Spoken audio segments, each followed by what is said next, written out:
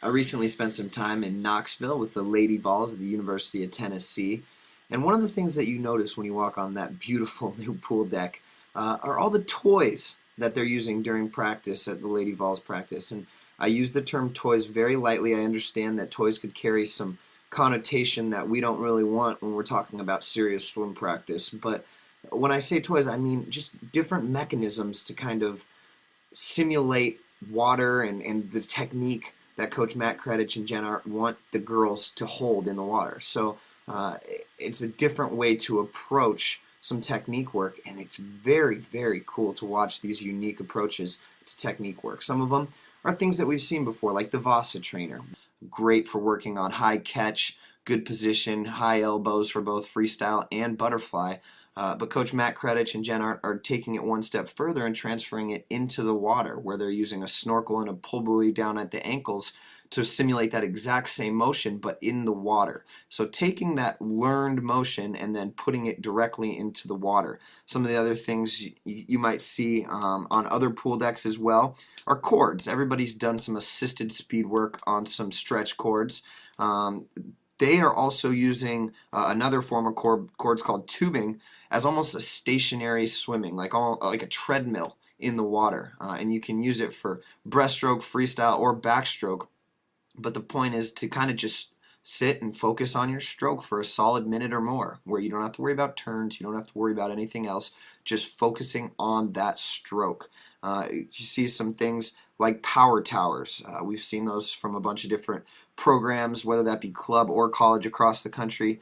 They're also taking all of this stroke work and power work and looking at it on these video critiques. Matt Kredich sat for an entire morning practice, and one of the stations was video critiques with 4 different cameras where they could watch dives, entry, stroke, all that stuff, and get immediate feedback right there on the side of the pool from their coach. Some things that you might not have seen. They have these cords, these new fancy cords called TRX. I'm not sure the exact term from them. I know the company's name is TRX, but they're using them for core work as well as some technique stuff.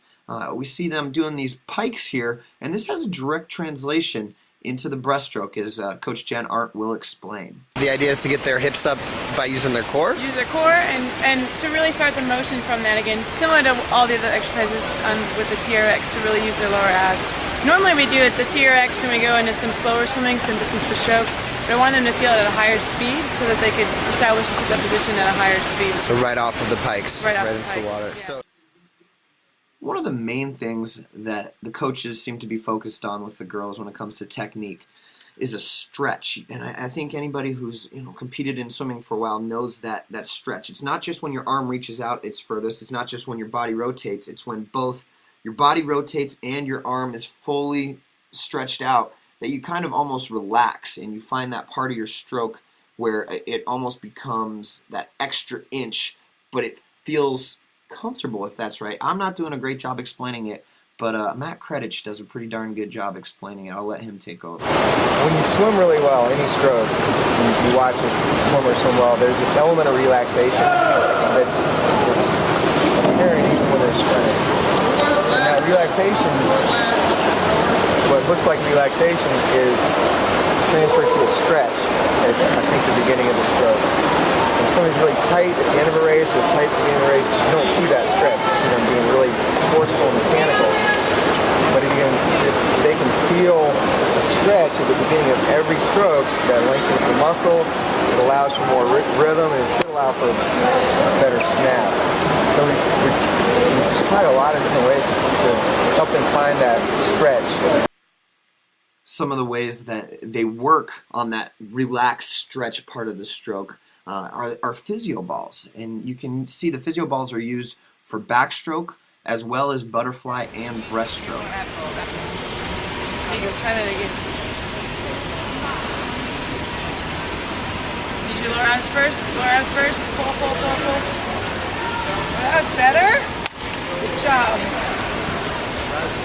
So Jennifer, that one was more for the butterfliers and the breaststrokers? Yeah, again, I'm trying to really use their lower abs. I'm not sure they always are connected with their lower part of their abs. We talk about the core all the time.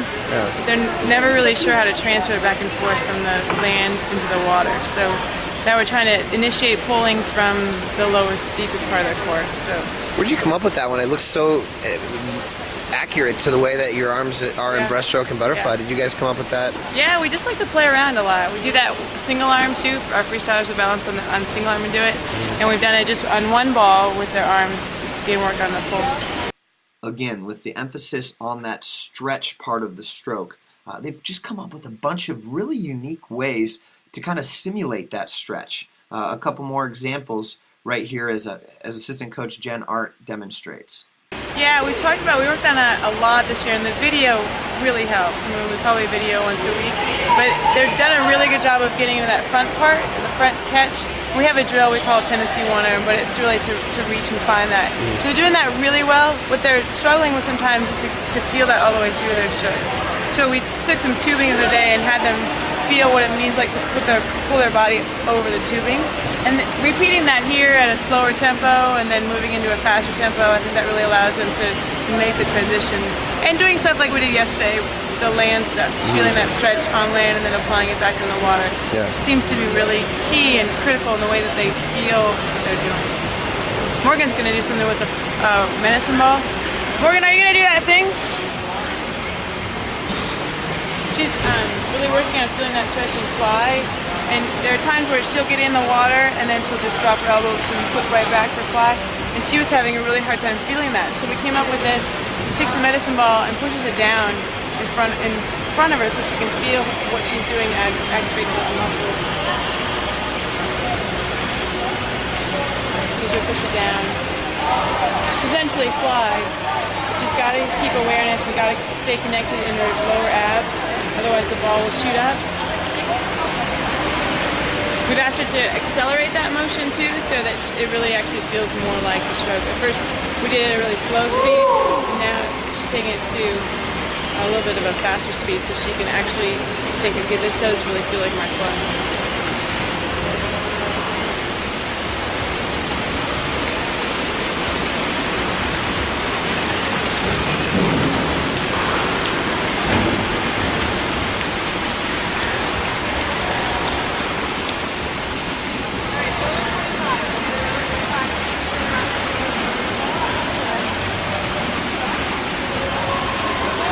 Another clever way to get that extra stretch in there? Yeah, if I pull her against that, then I can maintain resistance out of the whole way. So she's having a really hard time feeling the deepest part of her stroke.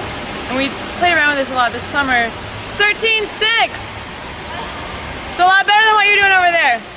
So that stretch, and then so she's got that thing balanced on her wrist and on her forearm. So she can continue to feel it, and I can pull it so she can feel more or less resistance throughout that. So the Tennessee toys, it's just a way to keep practice interesting, and I'm all about ways that you can keep swimmers interested and kind of break the monotony of back and forth training while staring at the bottom of a pool. And the coaches at Tennessee seem to be doing just that.